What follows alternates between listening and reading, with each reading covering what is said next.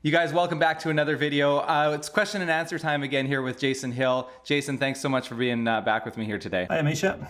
Guys, I want to talk today about operating costs on a helicopter. I've done other videos on operating costs of the aircrafts that we fly, but I think it's critical to talk about the HX50, Jason. The numbers that we're giving people right now is around 272 US dollars an hour, or about 216 British pounds. That's full operating costs. That's insurance, fuel, maintenance, reserve for overhaul, everything. That's an incredible price point that you're claiming. Can we talk about that a little bit? Can we break that number down a little bit and see how it's possible to get to that kind of operating cost, and why you found it so critical to get to that kind of price point? So yeah, of course we can. There's two distinct ways of looking at operating cost, and the one model is for a commercial operator that might do 500 to 1,000 hours a year, in which case they're very much dominated by the direct operating costs. So the things that you have to spend every hour, the scheduled maintenance, the fuel, the oil, those sorts of things, the pilot costs. Private owners are at completely the other end of the scale, and they fly very few hours a year. So a typical private owner operator will fly 50 to 100 hours a year.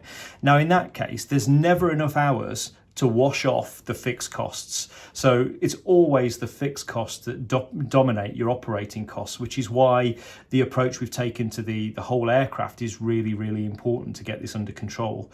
So what we've done is we've looked at the three primary sources of operating cost to a private owner. This is not the same as how it works for a commercial operator. Now, for a private owner, the three big sources of cost that you have to manage are the depreciation cost of the aircraft, the insurance cost of the aircraft, and the annual maintenance cost of the aircraft. Those things you have to pay whether you fly or not. The fuel bill to a private owner is irrelevant.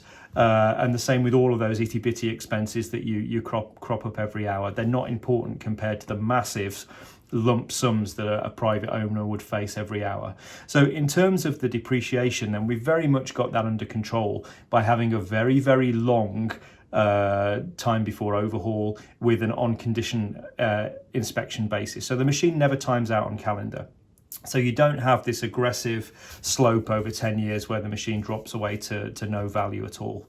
So there's your depreciation taken care of right away. That's a much shallower slope now. And then the next big one, of course, is your insurance. And then we're actively working with insurers at the moment to partially underwrite the cost of hull insurance so that people are able to afford cost-effective hull insurance. So for most typical owner-operators with typical levels of experience, we expect to be able to offer a private owner-operator insurance, fully comprehensive, for around £5,000 per year. So that brings that down significantly below what a machine of this performance would typically have. And again, that's very much down to the way we're operating as a business and the fact that we're trying to enable those that can afford to buy helicopters with the confidence that the operating costs aren't going to run away with them. And then finally, we've got the maintenance. And of course, a modern helicopter doesn't require a great deal of maintenance compared to an older machine that's been in service for a long time. You've got lots of life in all of the components. So really, for most private owner operators, all you're going to see is an annual inspection once a year, which is relatively inexpensive. And we'll be announcing later a subscription-based maintenance program which manages that to a fixed fee as well. So for some simple typical operating costs for a private owner operator, you could assume £5,000 a year for your maintenance as well. It'd be a good indicator of where it will end up being.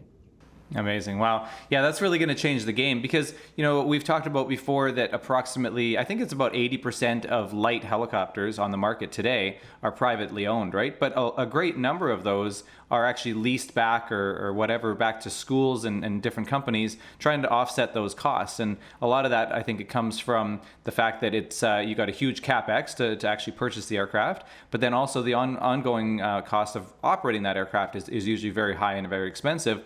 And I think, using the analogy of owning a Ferrari or a McLaren or whatever high-end sports car or supercar or something like that, you would never want to lease that back to a driving school or something, right? And that's sort of the same model that you're going for with this, right, Jace? You want to be able to take the ownership. You want the owners to take the ownership back of the aircraft and be able to guilt-free be able to fly that aircraft kind of as much as they want to, right? Because the numbers obviously that we're using today are based on about 100 hours of flying per year, which is what most private pilots are doing. But I think through this model, you'd like to see that number actually go up. Is that right? Like, obviously, people are always going to be restricted by time and so forth. But if the costs are not as prohibitive, it's going to ignite the excitement back into these private owners to want to actually go fly their aircrafts more, right?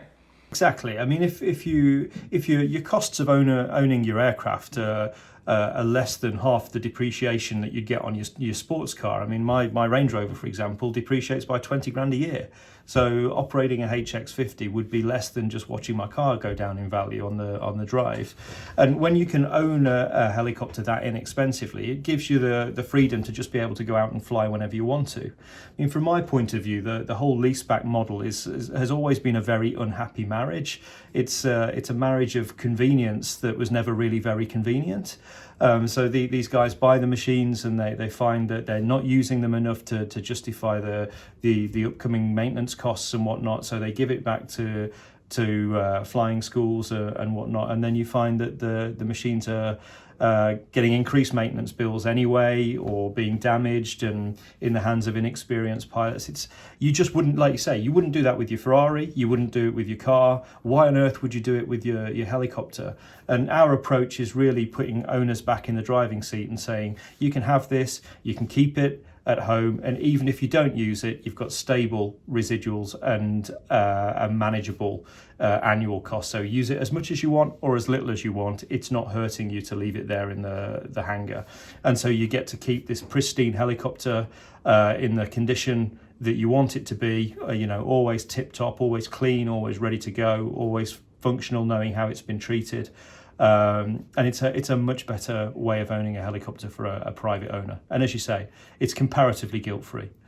Exactly. I love that. I'm going to leave it with that because I know you're super busy. We've got all kinds of things. You've got a busy schedule going here today. Actually, tomorrow, you're going down to your Composite guys to check out what the progress is like on the composites, right?